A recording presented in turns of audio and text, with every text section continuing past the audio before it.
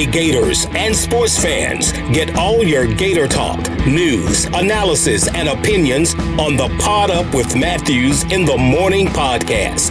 Find us on your favorite podcast platform or watch us on Facebook Live between 8 a.m. and 9 a.m. every weekday. Pod Up, because we are Gator fans. So say it's great to be a Florida Gator. Good morning and welcome to a Monday edition of Pod Up with Matthews in the Morning from the Crime Prevention Security System Studios. Large enough to serve you, small enough to care. It's Monday. Hope you had a great weekend. We're going to kick it off here in just a second with JC. Second portion of the program, we'll be joined by Frank Davis. He's Senior Vice President of Merrill Lynch here in Gainesville, but he also was a member of that 1985, that great Mississippi State baseball team that a lot of people say was the greatest college baseball team to never win the championship. And we will talk with him about playing at Mississippi State and his thoughts of the College World Series.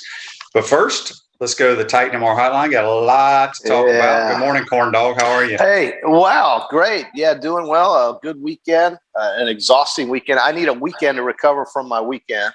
But it was fun over on the coast, and now we're getting strapped in for another busy week here in Gainesville. Hopefully the rain won't come every single day, but I wouldn't be surprised if it did. Listen, I think so much happened over the weekend. It's kind of hard to know where to start here. I would guess the biggest thing for me was in the College World Series. Obviously, what the NCAA did to NC State, how that fed into Vanderbilt now becoming the winner of that bracket, and then what Mississippi State was able to do with Texas on the field in front of 20-some-odd thousand fans and beating a very good team 2 out of 3 times. They had to play the Texas Longhorns 3 times, and they had to come back in every – they were behind. They fell behind in every game, and in this case – they were able to finish that side of the bracket in advance. But the North Carolina State story was the biggest that overshadowed so much of what Mississippi State and Texas were able to do on the field.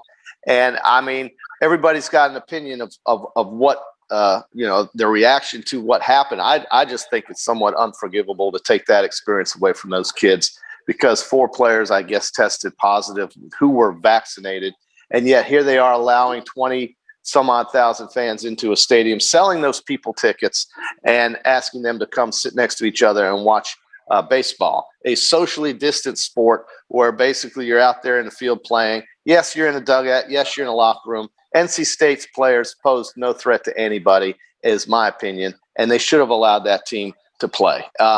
They gave them the choice to play on Saturday. NC State chose to play with 14, 15 players, whatever the case may be. But it's shocking to me that happened so sudden, and they were basically finished. And this was one of the stories of their tournament, was how exciting and new NC State was and how surprising they were with what they had to do to get to the College World Series, and then consequently winning the first 2 games. And I think would have probably beaten Vanderbilt with a full complement of players. But we don't know that. I mean, nobody knows. But it's terrible what they experienced. I think it sucks. It's terrible. John says here on Facebook Live, brought to you by Mellon Law, the only official law firm partner of the Florida Gators. QB, do you think what happened to NC State has any effect on stadiums and capacity in the fall? I don't think it has anything to do with it, because it did not change any capacity of Rosenblatt Stadium or whatever the hell it's called out there now. Because here's what happened. And I need somebody that's smarter than me to Facebook Live us, call us, text us, whatever you got to do. Okay, they find out that a couple X amount of players tested positive. Some of them were vaccinated players, okay, whatever that means. They allow them to play with 13 players. They lose. Why the hell they couldn't play the next day with those same 13 players makes no sense to me in the world. Well, and let's face it, isn't testing or quarantining Vanderbilt players and coaches who are around the NC State players part of all that protocol? I mean, the Vanderbilt players were right there, catcher standing right next to a batter. If this batter was exposed to these players who were sick, I guess, and who were asymptomatic, of course, it's just there's too many contradictions, and there's too much hypocrisy going around with all of this. And I think the the Wolfpack deserved better. And they would have played with those 13 or 14 right. That's what I'm players. saying. But here's the catch to me, which makes no sense. Okay. NC State didn't have to choose to fly back. They could have gone and walked into that stadium, sat down next to these two old men drinking beer and watched the baseball game. But they weren't allowed to be out there socially distanced on a baseball field. That's what I don't understand. Well, I don't understand a lot of what the NCAA policies are. And I think, you had a bunch of guys in some room make a decision that ruined the experience and memories of a lifetime for a bunch of deserving athletes. And nobody there showed any symptoms. Look, I knew they were in trouble when Elliot Avent went on one of the Sirius satellite radio talk shows. And he said, the biggest thing for us now is to get rest because some of our guys are feeling a little out of sorts, a little down in the dumps, a little tired. That was a bad sign because that eventually led to what I think we saw. Now, maybe these guys did feel terrible. Maybe they weren't really, maybe they did show symptoms. I'm not really getting any word whether they did or didn't. But the rest of the team was negative. And the fact that you allow 20 some odd thousand fans into a stadium and then you tell a baseball team that because 3 guys through contact tracing or 4 guys through contact tracing are not allowed to show up, so we're just declaring a no contest and sending Vanderbilt. It doesn't help Vanderbilt because, well, it helps Vanderbilt, but that's not how they want to win. They don't want to have an asterisk by their name if they pull this out. They want to play it through. Of course, it kills NC State. It makes Texas and Mississippi State's game it's overshadowing their accomplishments and what they've done. Mississippi State, if they end up winning this, then, if people want to put an asterisk by that, that's completely wrong. Mississippi State had nothing to do with any of this. They were on the other side of the bracket. They deserved everything they get if they win this College World Series, regardless if it was Vandy or NC State. So we'll see. I'm rooting for Mississippi State, and I hope they can get their first ever. I mean, could you imagine what year was it when the NBA playoffs? I think it was when the Bulls were playing the Utah Jazz. Remember when Jordan played in the one of the finals games, had the flu? Yeah. He would have had to sit out. I know. Or maybe the Bulls would have had to cancel. And the Bulls would have had to cancel. Or let's say we get to September and one of Florida's players or one of Alabama's players comes through contact tracing with positive COVID tests, and that game on September 18th is called off. Or even more importantly, let's say one of the playoff games is called off. This is the precedent they're setting now. And now with the Delta variant coming, don't be surprised in the next month or so if we start seeing more of what we just went through come back. And I'm saying that because it's becoming more and more prominent in the news flow right now. The CDC, the WHO, the WHO, they're all now starting to warn us that even if you've been vaccinated, you still need to mask up, socially distance, and be prepared for the Delta variant.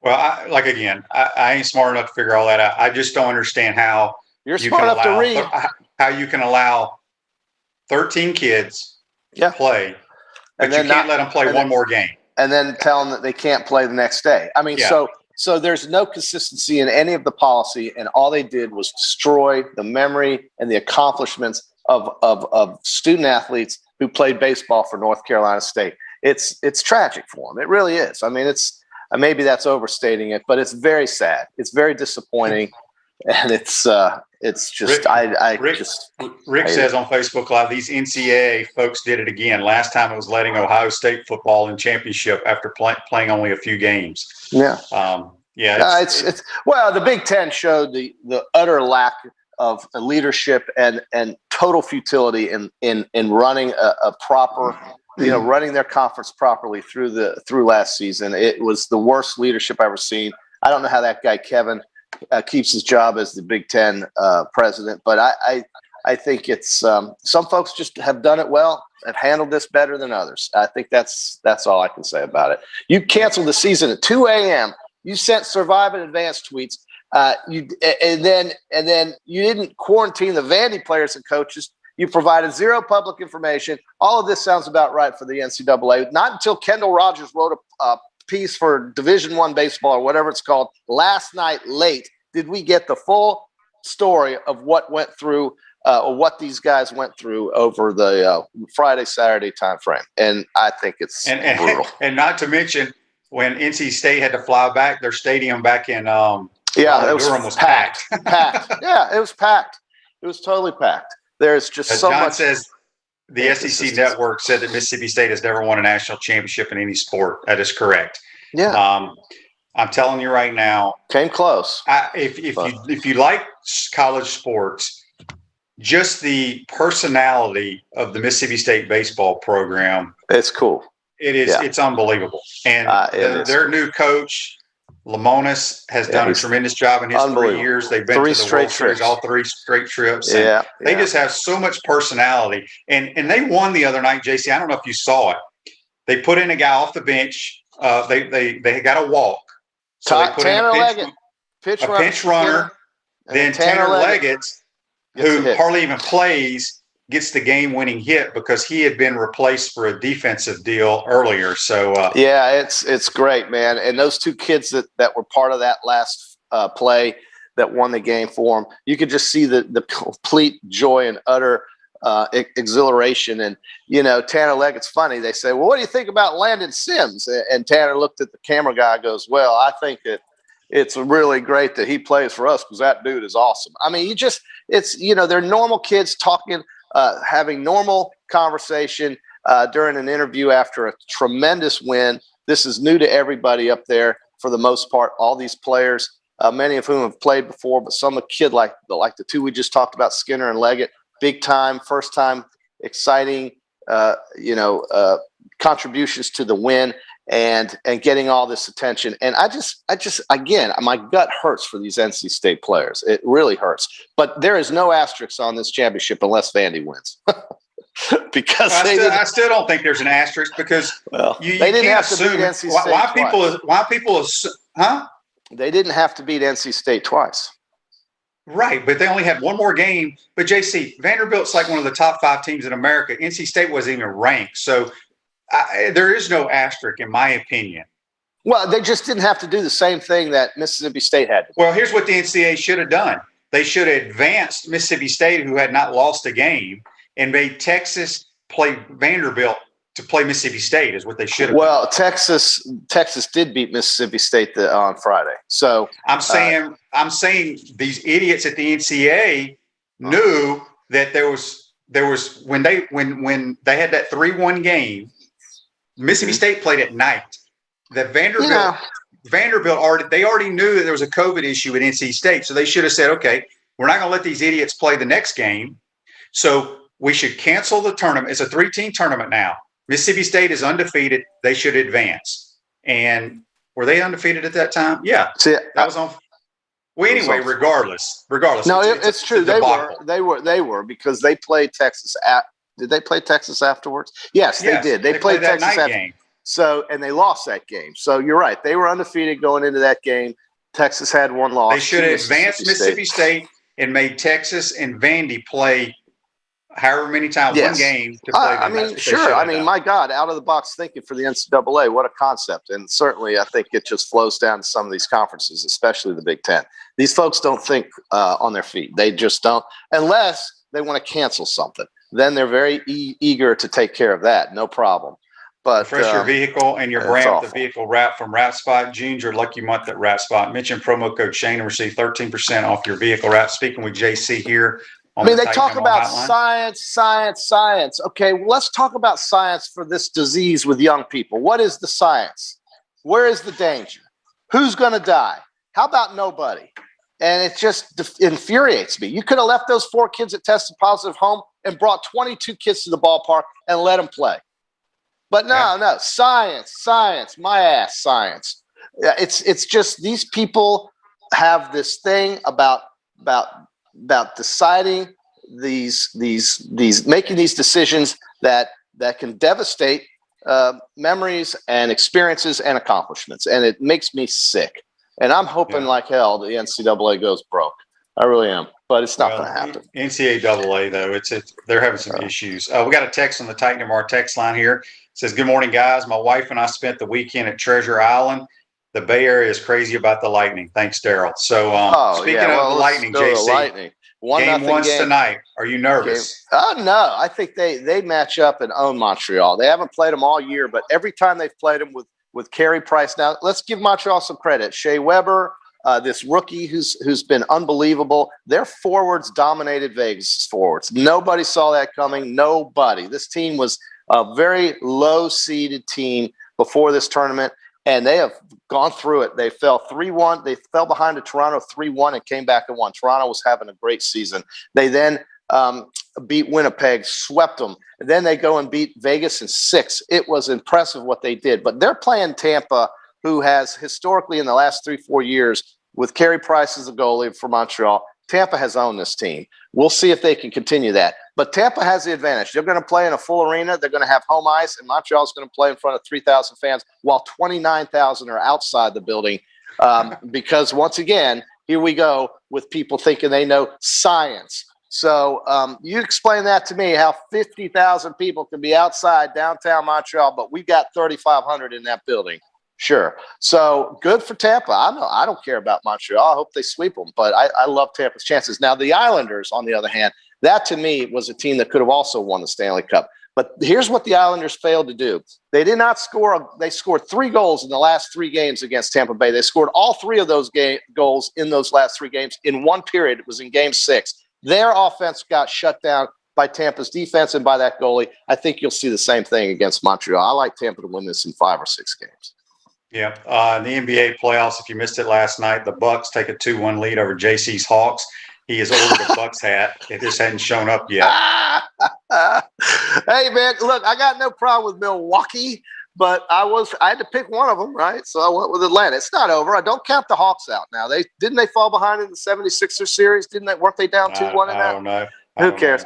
I just think it's amazing how we have these 4 teams. It looks Phoenix is going to finish off the Clippers. Feel bad for the Clippers. Their best player is not playing. But look at Phoenix right now. They came back the other night, won a low-scoring game. They're up 3-1. They'll finish it off in the Valley, and they get to wait and watch Atlanta and Milwaukee play. If Milwaukee can win this next game, they'll win it in 5. If Milwaukee loses this next game, it could go 7. Yep. So also, if you missed it, the Olympic teams are all set. Tons of Gators. I don't know if you saw it. Obviously, JC, we have way more guys and girls going to the Olympics than Alabama does, obviously. But you've probably heard of Grant Holloway. He's a world record holder in the high hurdles. Uh-huh. So the dumb folks at NBC, I don't know if you saw. I saw it live. They introduce each individual. Right. In lane 1, so and so, from wherever. They put Grant Holloway. They put from Florida State, and they put somewhere in Mobile, Alabama. Oh. They got his college and his hometown wrong. They messed it up. Yeah. But it's not like he's just a average guy. This is a world record guy. Right. No, he's a world-class athlete. It's what can you say? But what a dumbass. Sometimes it's amateur hour at these networks. Sometimes it is. But listen, good for those kids. It's going to be odd watching the Olympics in Japan, because not only is it on the other side of the world, and I don't know what time that means we get to watch it here. I'm sure it'll be delayed in some form or fashion. But I don't know if Japan is going to have the full experience for these Olympians, meaning the village, meaning the crowd attendance, any of it. Because they're just as psychotic about it over there with the COVID as Canada is. So maybe it's because they just don't have the vaccines that we have in America. We take that for granted probably, and that's just fine. I mean, they came from the vaccines came from this country. Most of them should still be in this country. We'll ship out as many as we can for the rest of the world. But in Japan, it's going to be kind of an odd. They're calling it the No Fun Olympics, so we'll see. I don't know how that's going to go. I will tell you this: I hope, like hell, we don't go to the Winter Olympics in China, and not against anything against these athletes, but China doesn't deserve to host a damn thing. And I hope it's supposed to be that the Winter Olympics in 2022 are going to be in China. So I'm not a big fan of China. Okay, I'm not a big fan of China. I think it's pretty obvious why. Most people should feel the same way. I'm not sure they do, but that's where the Winter Olympics are scheduled. So we'll see how this goes. The Asian Olympics, it's kind of difficult right now. Yeah, we'll see. it's the Olympics are right around the corner. We got 3 girls from Florida playing softball. Got a ton of track athletes, ton of swimmers. So well, it'll be fun to see how they do. And then golf. Look at that golf tournament yesterday. Wow. The golf tournament was outstanding. JC, Greater Hartford Open, baby. You had a tremendous pick, but your guys fell apart once again with the back nine. My guy Patrick Cantley is finishes the highest, but it was an eight-hole playoff. Poor old man Kramer Hickok, he lipped out twice. He should have won the tournament. I thought he was going to win it. Yeah. It was a shame, man. It was good golf, and well, we love to see first-time winners on tour. We've had a couple of those this year, Sam Burns and a couple of others. But Kramer Hickok could have been that guy this weekend up in Hartford. But let's give credit to Harris English for just hanging in there. I mean, it almost felt like most people were rooting for Kramer, but Harris English now has won his second tournament this season, and certainly is now all qualified up for all the big events and for the next couple of years on tour. He hits the ball a mile, and you would never be able to tell with the way he swings. It's a beautiful thing to watch. He is a good player. He's really good. He's getting himself, really up there for the Ryder Cup, perhaps. I think you could definitely make a case for Harris English on the Ryder Cup right now.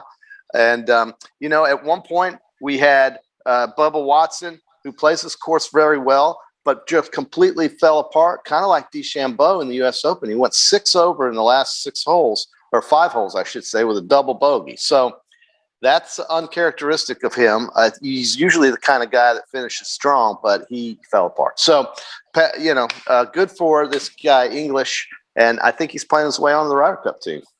Yeah, I saw this tweet. I thought it was funny, so I screenshot it from Barrett Salih. He says, Harris English went to Georgia, Kramer Hickok went to Texas. They're on their 8th playoff hole, which confirms that neither Georgia nor Texas can win a playoff. Yeah. Well, although Texas has never made it to the playoffs. They have not. I got a feeling, though, their fortunes are about to change in that conference. It's going to be, once again, a 2 or 3 team conference instead of just a 1-team conference. Oklahoma's given everybody's saying Oklahoma because of that quarterback, Rattler. But Iowa State will be good. And I think with Sarkisian, Texas is going to be very competitive. Word out in Norman, this is the best team they've had in 30 years. If they can figure out how to tackle people, then, I would be concerned about Oklahoma for sure.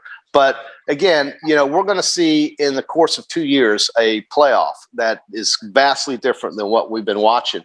But for this year and for next, it's going to be the same thing. So Oklahoma could very easily get their way in, even with a loss. It just seems to work that way for them.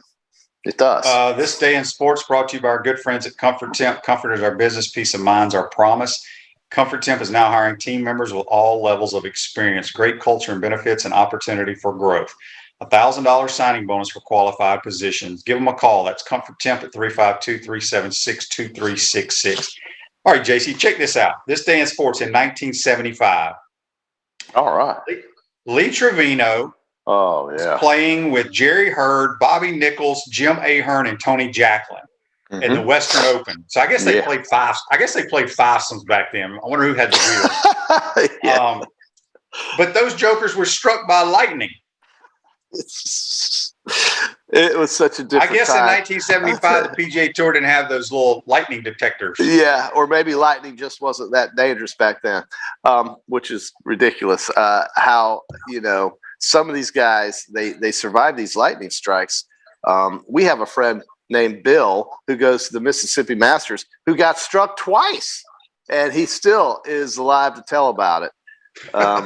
Have you ever heard of anybody dying from lightning strikes on the golf course, or have you heard of people just getting struck by lightning on the golf course? I don't really know anybody else that's been struck by lightning on the golf course. Okay. Well, Trevino, those guys, that was 1975. Wow. Yeah, in the Western Open. But it was 5 of them. All 5 of them got struck. They must have had a fivesome back then on the tour. Wow. Or maybe they were just in a group on the tee box, and I don't know. That's beyond my comprehension, above my pay grade. But all right, so JC, tonight, big night for you. You got the Lightning, and then we got the World Series Bulldogs Championship Series starting at, I think it's 7:00 our time. So what's State going to do with their pitching now? I mean, obviously Bednar's not available. I guess they go with the number 2 guy they've had. They're throwing a lefty. I can't remember his name. And Texas handled him pretty easily. But yeah, they're throwing him.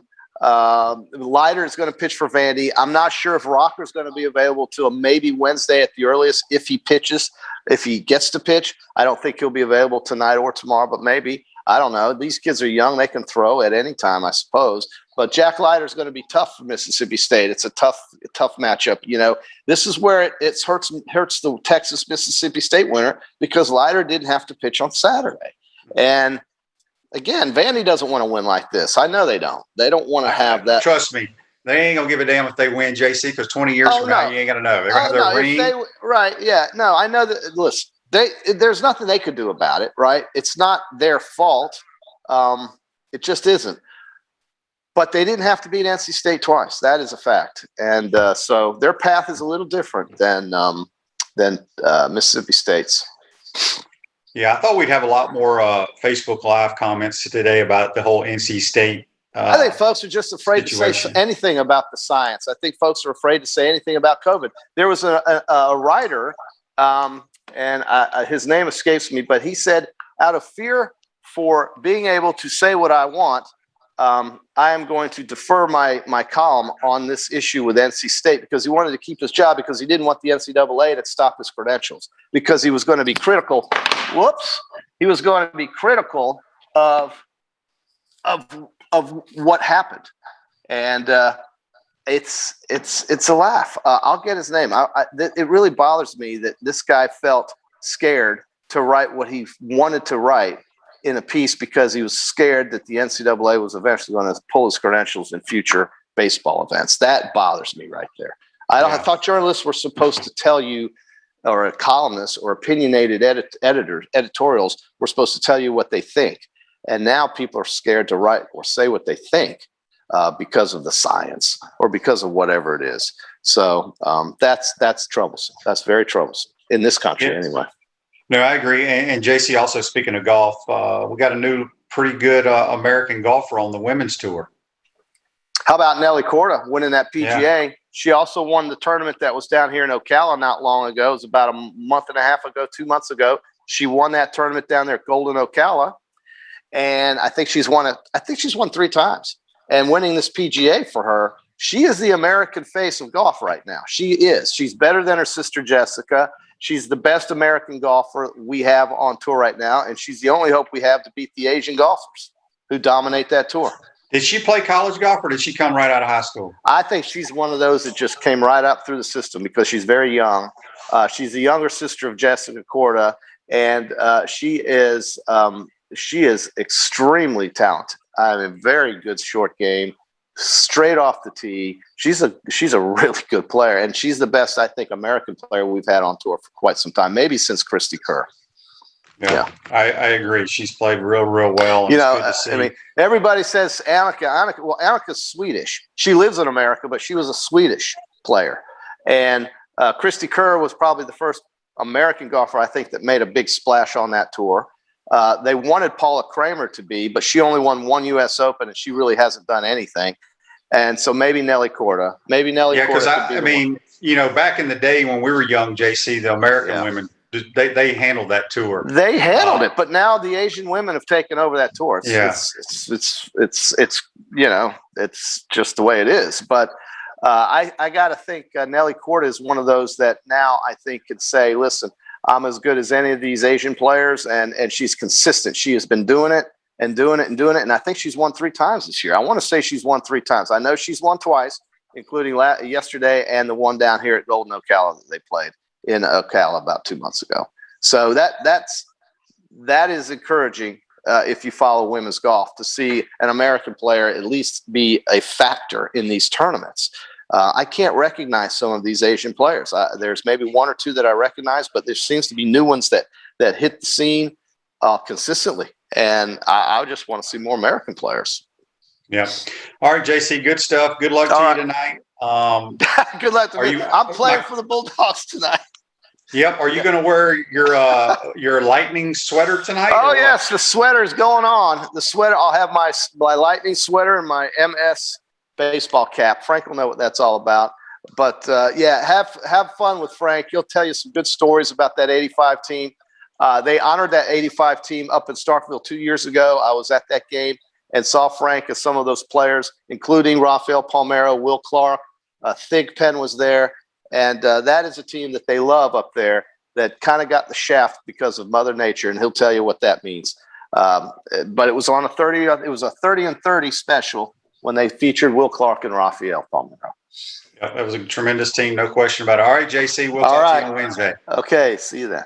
That's JC. Join us on the Titan MR hotline. Going to take our first time out of the program, come back.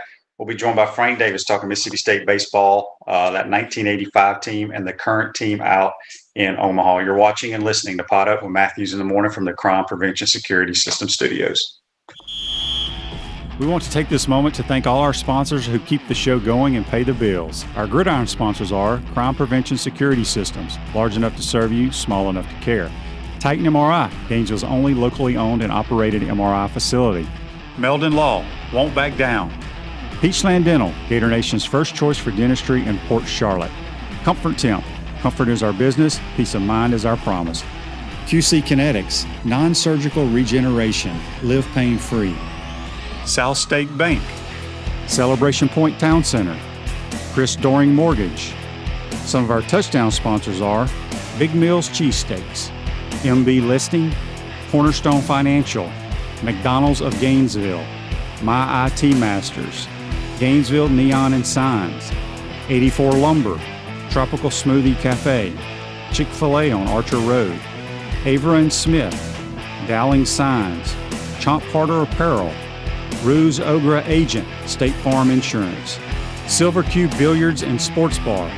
If you are interested in promoting your business on the show, visit potupwithshane.com and click the advertise button. Again, thank you to all the great businesses that support the show. If you like what we're doing here, make sure to follow us and support the businesses that support us.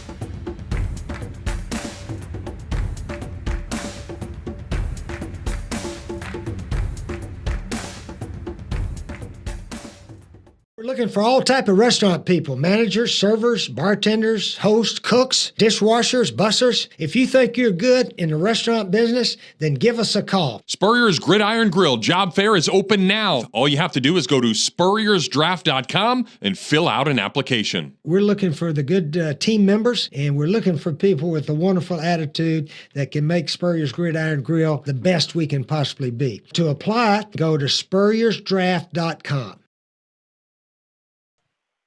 Welcome back to the Crime Prevention Security System Studios, large enough to serve you, small enough to care. Celebration Points, where the Gators go to celebrate, with premium brands like Regal Cinemas, Dave & Buster's, Nike, Le Macaron French Pastries, Kilwins, and coming summer of 2021, the HBC's new restaurant, Spurrier's Gridiron Grill and Visor's Tailgate and Rooftop Bar. We'll see you at Celebration Point, where the Gators go to celebrate.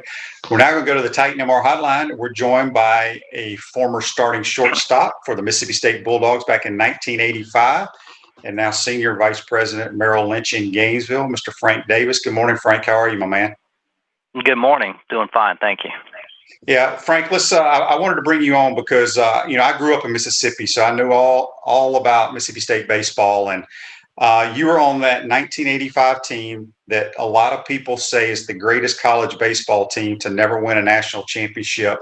With the names that people have heard of: Rafael Palmeiro, Will Clark, Jeff Brantley, Bobby Thigpen, big time major league players. You were the starting shortstop. Just talk a little bit about that team. Yeah, I'd have to agree, Shane. It probably is the greatest team not to win a national championship, and I think people, even without the national championship, have ranked us as one of the greatest team in collegiate baseball history. And not only was it a great team with a lot of great players, but it was transformational, in my opinion, for collegiate baseball, because in the 80s, it was unusual to have big crowds at games, and frankly, our regional final against a great Michigan team that put us into the College World Series, we had over 9,000 people back in '85 at that regional final, which was pretty remarkable. Yeah, and Frank, you may not know this, or I may have told you before. I lived in Cleveland, Mississippi, which is up in the Delta, not too far from Starkville.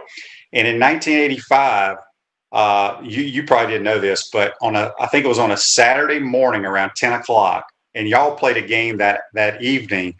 I got to play as a ninth grader at shortstop against Starkville High School in Duty Noble. Wow. And it was very, very cool. So tell me, Frank, you're from the Daytona area, I believe. What made you go to Mississippi State? Well, it's an interesting story. It's almost kind of by default because I grew up in Florida, as you just mentioned, and played baseball all my life in Florida. Was a pretty good player, and then out of high school, I got hurt and had an opportunity to go play at University of Central Florida, but twisted my ankle and didn't make the team there, and got an opportunity to play at St. John's Junior College in Palatka, Florida. And it's an interesting recruiting story. As I was having a pretty good year, and then Coach Polk was recruiting Bobby Thigpen, who is one of the greats of Mississippi State on that '85 team as well, out of Seminole Community College. And he's watching Bobby play, and I have a pretty good game at shortstop, make a couple plays, hit a home run. And he asked me where I was going after the game, and I had a couple of small schools looking at me, but I didn't have any big SEC schools. And I'd already talked to Florida, and they'd had their middle infield in place. And so he said, well, I'll come back later in the year, and I'm going to watch Bobby one more time. And then sure enough, I had the same type of game, pretty good game, hit a home run. And he goes, well, I got an offer out to this kid that potentially could sign a major league contract out of Texas. But if he doesn't take the contract and you can wait till after the major league draft, I'll give you the scholarship if he signs. And that's how I ended up at Mississippi State. And I would have loved going to Florida, but it just didn't work out. And when I got to Starkville, I realized I'd been lucky enough to make the right decision. At Chris Doring Mortgage, they do mortgage lending right, helping home buyers throughout Gainesville and North Central Florida. Call Chris Doring Mortgage today at 352-244-0840. Speaking with Frank Davis, old shortstop for the Mississippi State Bulldogs back in 1985. What was it like playing for Ron Polk? He's one of the greatest college baseball coaches of all time. Tell us a little bit about him. Yeah, Ron was very disciplined, very organized. He's got the Ron Polk playbook out there that I think is the Bible for a lot of programs around the country. And he just organized every aspect of the practice and was disciplined in terms of to the T. And to the point where every game he'd write down all the game mistakes and we'd go after them, go over them after every game. But Ron didn't have the dynamic personality of a Steve Spurrier, but he had a very, very similar type of personality in terms of kidding with the players and joking with the players and kind of jabbing them every now and then to kind of to relax them and allow them to play a little bit. So I just think he was a quintessential baseball coach, and he just focused on the game every day. Wasn't very emotional, though. Wasn't very emotional, which was kind of interesting. He kind of thought baseball was a game where you stayed disciplined and did your job, and the results took care of themselves. Frank, when you mentioned earlier about the left field lounge, back in '85 and until they redid the stadium, just old people used to park their old trucks. They had the grills out there. They had the scissor lifts. It was just a tremendous atmosphere. And I personally think Mississippi State has the greatest baseball atmosphere anywhere in the country. What was it like playing with all those drunk people out there in left field? Yeah, they would barbecue and drink, and like you said, they'd park those trucks in there at the beginning of the year and leave them in there all year long, and those people would come and leak. And now interestingly, they got condos out there. They actually have condominiums out there, which is pretty remarkable. And I agree, it by far was one of the best atmospheres in collegiate baseball, certainly back in the '80s. I think LSU and Ole Miss, I hate to admit it, Ole Miss has created a pretty good environment there. And but Mississippi State was the pioneer in creating an atmosphere. And what they would do is they would rag on the left fielder all the time, and then after the game, the left fielder would be in the left field lounge eating barbecue with them. It was pretty remarkable.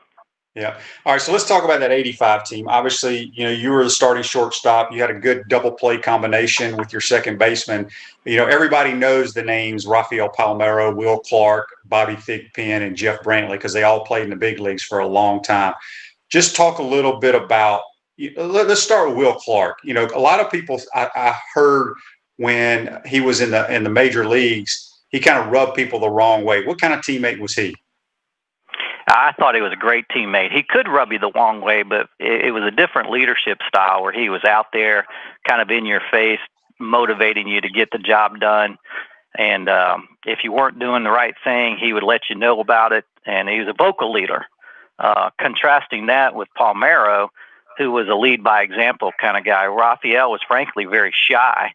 He was actually from Florida as well, from the Miami area, and went to Starkville, Mississippi, didn't know anybody and wasn't very outgoing, and really let his offense and his play lead by example. So very contrasting leadership styles, but both of them very good leaders. That World Series game, I believe y'all lost to Miami, but correct me if I'm wrong. I think y'all were leading and then there was a rain delay. No, it wasn't a rain delay. What happened is Brantley, as you mentioned, ended up being a Major League All-Star, went 8 1/3.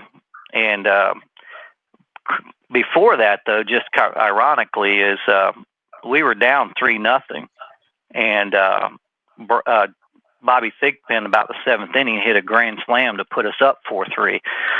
So when Jeff Brantley walked the second hitter of the 9th inning, we brought in Bobby Thigpen, and at the time Bobby was throwing 95 miles. He was throwing 95 miles an hour at the time. That was kind of unheard of in the 80s. Now everybody throws 95, but Thigpen's coming out of right field to pitch the last 2 outs, which he did probably about 20 times throughout the year, and most players never touched him. But then Miami had that karma of the 80s, and they put a pinch hitter in, and Bobby laid a fastball up, and he hit a no-doubt walk-off home run that ended our run for the championship. And That's right. So I always give Bobby a hard time. He ended up going on setting the American League save records with 55 at the time, I think in the early 90s. But every time I see him, I say, well, you missed one save there, buddy. Yeah, a very crucial one. Yeah, exactly. I don't know how often you get back to Starkville, but obviously my daughter graduated from there. So you mentioned the condos they have out there, but they redid Dudy Noble Field. Have you been back since it's been done? No. I went back right before they were in the construction phase. Was the last time I went back. Actually, they had an ESPN Thunder and Lightning reunion meeting with the '85 squad back in there, and a lot of people have seen that Thunder and Lightning SEC story, which is pretty cool on the ESPN. Yeah, it's a phenomenal baseball park. All right, let's talk about. I don't know how much you've watched Mississippi State. Obviously, I'm sure you've watched them through the regionals, super regionals, and obviously what they've done out in Omaha. This team, to me, they got a new coach. It's only his 3rd year. They've been to Omaha 3 straight years. He seems like a good guy. But I don't know what it is about Mississippi State baseball, but they always have great personalities on their team. Yeah, you're right. I probably didn't follow them much through the entire year, so I don't know the players very well, but they got the SEC Player of the Year, and I think a Golden Spikes candidate in that right fielder Tanner, and then Tanner Allen. Yep. Tanner Allen, yep, and then they got that leadoff hitter, Rowdy. What do they call him? What's his name again? He's Rowdy Jordan. Rowdy Jordan, and so very dynamic leadoff hitter, kind of a shake it up right away and then send it up, and then and this Tanner Allen, he seems to be the real deal, and the pitching seems to be coming through as well. They got a couple of good pitchers, but frankly, when they were coming into the World Series, I didn't like the way they ended the SEC tournament. As you know, Florida put a whipping on them like 15-1 or something, and then they lost the next game, and so they were 2 and barbecue in the SEC tournament. So I'd lost a little bit of optimism with them coming into the NCAAs, but they had a pretty good regional and super regional. And as you probably know, and I certainly know, it's not always the best team in Omaha. It's a lot of times the team that's the hottest and got the most momentum. And so hopefully that's the Mississippi State team, because as you also know, we've been there. This is our 12th time. And we've been knocking on the door. We actually were in the championship game in 13 as well under Pat McMahon, and we haven't won it yet. So I think Clemson's been there 12, and then Florida State very, very nicely been there 23 times without winning. But Florida State's never even sniffed it, so we don't really count them. That's right. Well, they got a chance. They got a tough assignment. They got to face Leiter tonight. But talk about. I know you watched the game the other night, the walk-off against Texas. it had to feel pretty sweet for you for a little short stop to come in there and get the game-winning hit.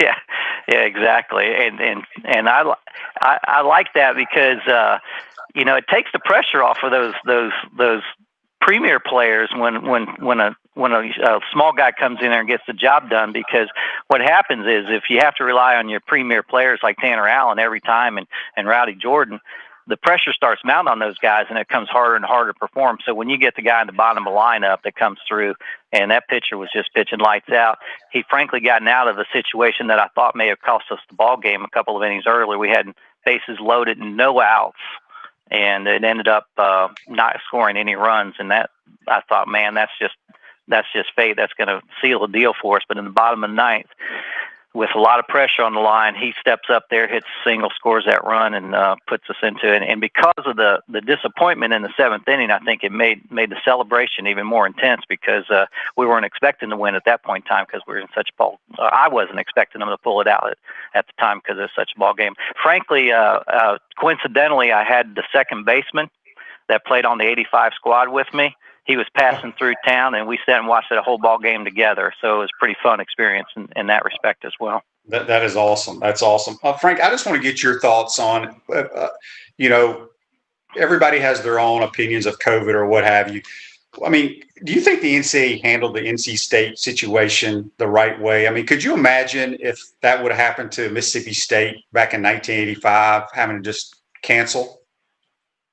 Yeah, I'd probably pass on giving my opinion on that, because there's always more to the story that doesn't come out right away. It does seem harsh, but I'd probably say they did what they thought was the right thing to do, and I'm disappointed. And frankly, from the Mississippi State perspective, that allowed Vandy to slide in nice and rested for the championship series. But since I don't know a lot about the specifics, I'd probably say I don't know if they did the right team or not. I think time will tell.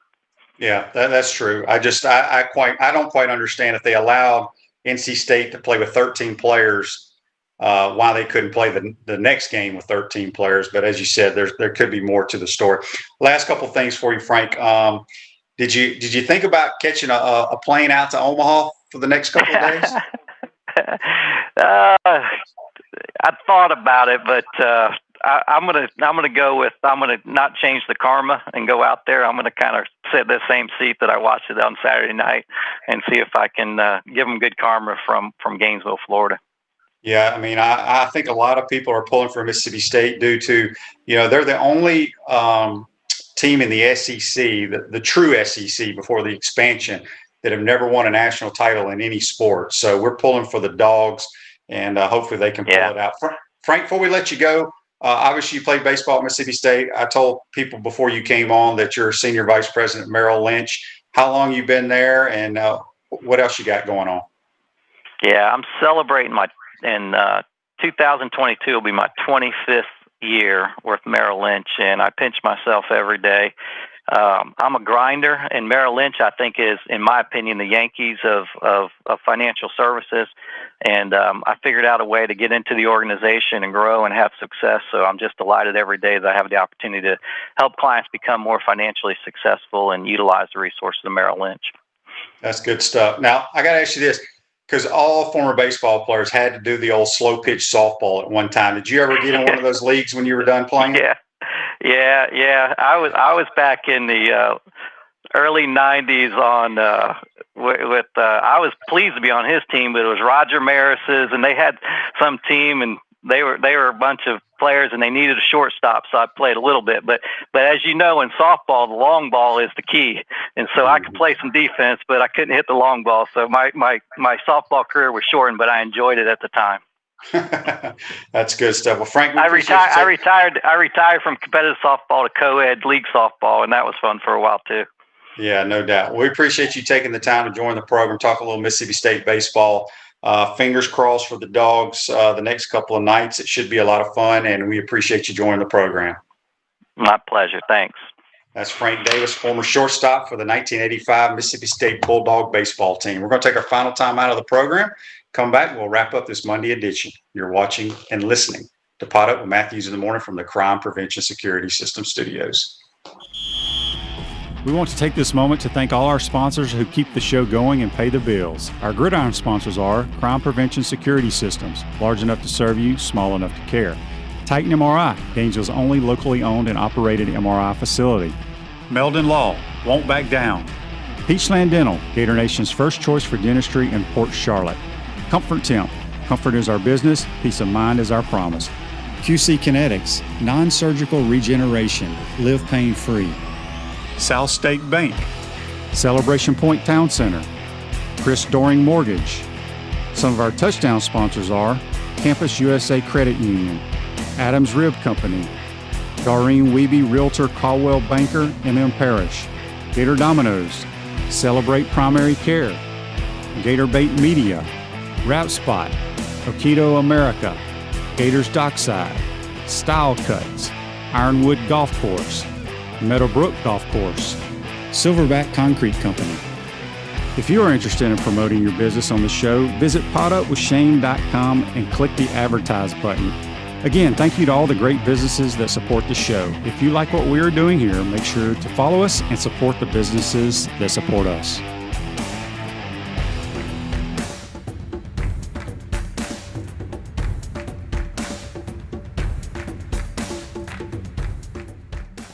We're looking for all type of restaurant people, managers, servers, bartenders, hosts, cooks, dishwashers, bussers. If you think you're good in the restaurant business, then give us a call. Spurrier's Gridiron Grill job fair is open now. All you have to do is go to spurriersdraft.com and fill out an application. We're looking for the good team members, and we're looking for people with a wonderful attitude that can make Spurrier's Gridiron Grill the best we can possibly be. To apply, go to spurriersdraft.com.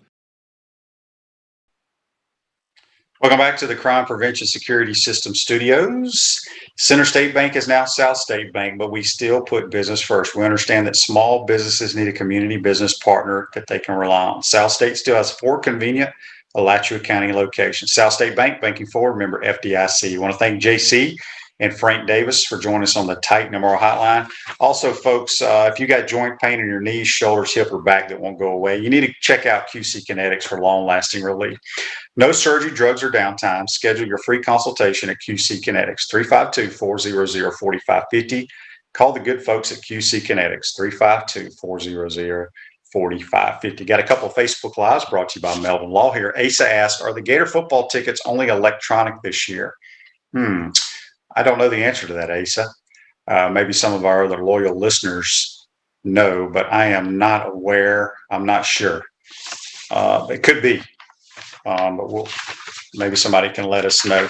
No, don't forget tomorrow we'll have Buddy Martin talking a lot of sports because we're going to talk a little golf. We'll talk the Olympics, a lot of Gators. Not only are they swimming or running for the U.S., they're swimming for their countries as well. So should be a lot of fun. We got 3 girls on the softball team, Moultrie, Monroe, and Kelsey Stewart. So good luck to them. I had a text here on the Titan MR text line, and if I can pull it up here. In the meantime, Mary says on Facebook Live, I haven't talked to my North Carolina family as I'm sure they are very upset. I can imagine my feelings if it happened to Florida. Yeah, it's a tough situation for the Wolfpack. Vince says here, Asa on Facebook Live, brought to you by Mel Law. Yes, they're only electronic tickets this year. So I don't know how that works. I've always had a paper ticket for whatever reason, get them mailed to me, but I guess they're not doing that anymore. Make sure you tell your friends and family to follow us on all the different digital platforms out there, Facebook, YouTube, Spotify, Apple Podcasts, Google Podcasts, all that good stuff. The more followers we have, the better.